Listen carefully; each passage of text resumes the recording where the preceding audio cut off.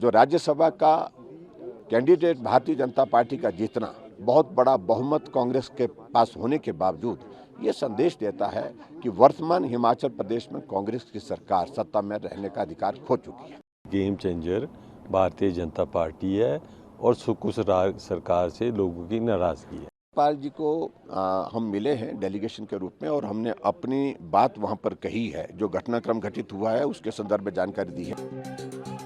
27 फरवरी को राज्यसभा चुनाव में बीजेपी द्वारा लोन सीट जीतने के बाद हिमाचल में जबरदस्त ड्रामा देखने को मिल रहा है।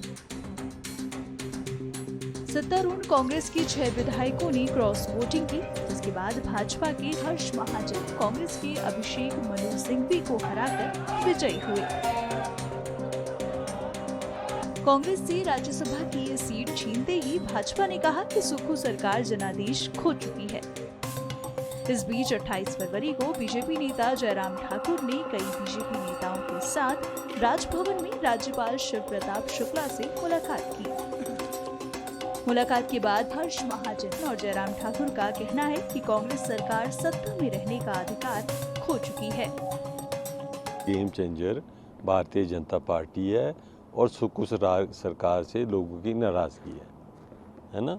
और अब तो गेम चेंजर क्या, अब तो देश में ऐसा माहौल बन रहा है कि जहाँ मोदी जी का रुतबा, उनकी कार्यशैली ऐसी बन चुकी है कि अब दूसरी पार्टी में वही लोग रह गए जो जिनको कोई और नहीं लेगा, किसी पार्टी में लेने चाहते हैं।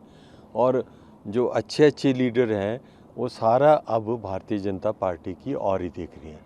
फ्यूचर की पार्टी ये भारतीय जनता पार्टी है। और सबसे बड़ी बात है, जैसे हिमाचल में हुआ, हमने किसी से जो भी मैंने उनको विधायकों से बात की, मैं तो यहीं का स्थानीय आदमी हूँ और मैंने उनसे प्रार्थना की कि आप स्थानीय आदमी को आगे ले जाइए, आप अपनी अंतरात्मा से पूछिए और आप जो अपने कार्यशैली है जो इस सरकार की, उससे नाराज़ हैं लोग, तो क्या इसका मतलब जो है, तो इसलिए मैं समझता हूँ मेरे को क्रॉस वोटिंग हुई है। राज्यपाल जी को हम मिले हैं डेलीगेशन के रूप में और हमने अपनी बात वहां पर कही है, जो घटनाक्रम घटित हुआ है उसके संदर्भ में जानकारी दी है।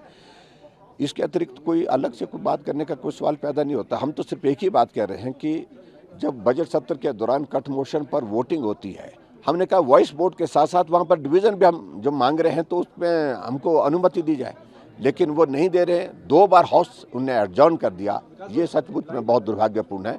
और जिस तरह से मार्शल के माध्यम से हमारे विधायकों के साथ मिसबिहेव हुआ है उसके बारे में हमने जानकारी दी। और आज हमको आशंका ये लग रही है कि वो भाजपा के विधायकों को सस्पेंड कर सकते हैं हाउस में।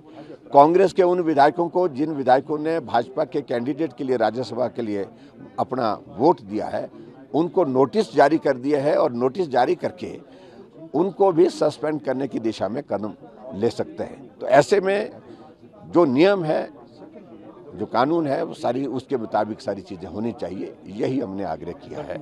के दौरान क्या अल्पमत में आ सकती है? देखो, इन सारी चीज़ों को लेकर के वहीं हाउस में ही हम कह सकते हैं, लेकिन जो राज्यसभा का कैंडिडेट भारतीय जनता पार्टी का जीतना बहुत बड़ा बहुमत कांग्रेस के पास होने के बावजूद ये संदेश देता है कि वर्तमान हिमाचल प्रदेश में कांग्रेस की सरकार सत्ता में रहने का अधिकार खो चुकी है।